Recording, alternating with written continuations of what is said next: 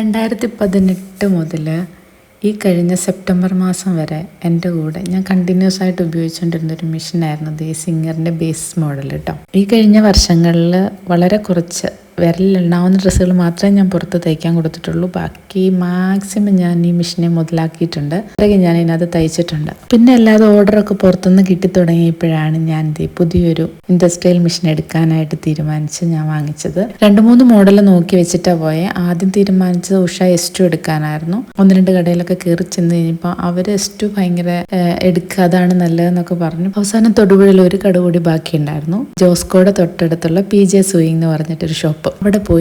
അവിടെ ചെന്ന് അവരോടെല്ലാം സംസാരിച്ച് കഴിഞ്ഞപ്പം S2 എന്നുള്ള മെഷീൻ മാറി USB 5 ആയി. അങ്ങനെ അവരെ ഡെമോൺസ്ട്രേഷൻ എല്ലാം കാണിച്ചു തന്നു. സിംഗർ ഉപയോഗിച്ച് എനിക്ക് ഈ മെഷീനിൽ ത്രെഡ് കോർക്കുക എന്ന് പറയുന്നത് ഭയങ്കര ചടങ്ങായിരുന്നു. 2-3 തവണ അവരത് കാണിച്ചു തന്നു. അതിന് ശേഷം ഞാനത് വീഡിയോ ഒക്കെ എടുത്തു വെച്ചു.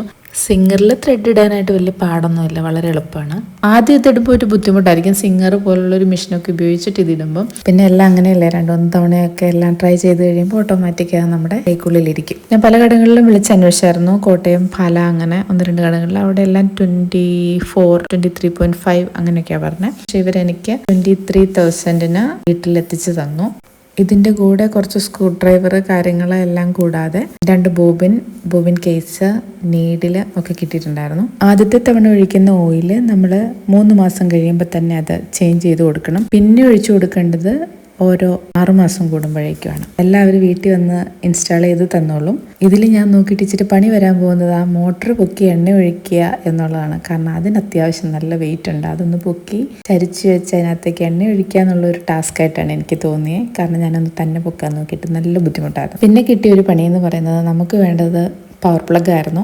ഒരു സാധാ പ്ലഗ് ആയിരുന്നു അവിടെ ഉണ്ടായിരുന്നത്. എന്തായാലും അവരുടെ കയ്യിലുണ്ടായിരുന്ന എക്സ്റ്റൻഷൻ ബോർഡ് വെച്ചിട്ട് അവരെല്ലാം ചെയ്ത് കാണിച്ച് തന്നേച്ചു പോയി. അതിനുശേഷം ഇതിന് പറ്റുന്ന രീതിയിൽ 16 ആംപിയറിൻ്റെ ഒരു എക്സ്റ്റൻഷൻ ബോർഡ് സെറ്റാക്കി എടുത്തുകൊണ്ട് വന്നതിന് ശേഷമാണ് നമ്മൾ ഈ മെഷീൻ വർക്ക് ചെയ്യാൻ തുടങ്ങിയത്. എൻ്റെ സിംഗർ മെഷീൻ വളരെ കുഞ്ഞായിരുന്നെങ്കിലും അതിൽ ഒരുപാട് ഓപ്ഷൻസ് ഉണ്ടായിരുന്നു. സിക്സാഗ് അടിക്കാനും ഓവർലോക്ക് ചെയ്യാനും ഒക്കെ. പക്ഷേ ഇതിൽ സ്ട്രെയിറ്റ് സ്റ്റിച്ച് മാത്രമേ പറ്റത്തുള്ളൂ. ഈ ഇൻഡസ്ട്രിയൽ മെഷീനിൽ വേറൊന്നും ചെയ്യാൻ പറ്റില്ല. സിംഗറിനെ അപേക്ഷിച്ച് സ്റ്റിച്ചിങ് വളരെ പെർഫെക്റ്റ് ആയിരിക്കും. നല്ല സ്പീഡുണ്ട് മെഷീന്. നമുക്കത് അഡ്ജസ്റ്റ് ചെയ്തിട്ട് സ്റ്റിച്ച് ചെയ്യാൻ പറ്റും. ഞാൻ ഈ മെഷീൻ ഉപയോഗിക്കാൻ തുടങ്ങിയിട്ട് 3 മാസത്തോളമായി. എനിക്കിതുവരെ ദൈവാനുഗ്രഹിച്ച് കംപ്ലൈൻ്റ് ഒന്നും വന്നിട്ടില്ല. ഞാൻ ഈ മെഷീൻ എടുക്കാൻ പോകുന്നതിന് മുമ്പ് ഒരുപാട് പേരുടെ റിവ്യൂസ് നോക്കിയായിരുന്നു. എനിക്ക് ശേഷവും ആരെങ്കിലും ഒക്കെ മെഷീൻ എടുക്കാൻ പോകുന്നവർക്ക് ഞാൻ ഇടുന്ന ഈ വീഡിയോ ഉപകാരപ്പെട്ടെങ്കിലോ എന്നോർത്ത് ഇട്ടുമെന്ന് മാത്രമേ ഉള്ളൂ. കൂടുതലായി എന്തെങ്കിലും മെഷീനെ പറ്റി അറിയണം എന്നുണ്ടെങ്കിൽ കമൻറ്റിൽ ചോദിച്ചാൽ മതി. അപ്പോൾ ബൈ.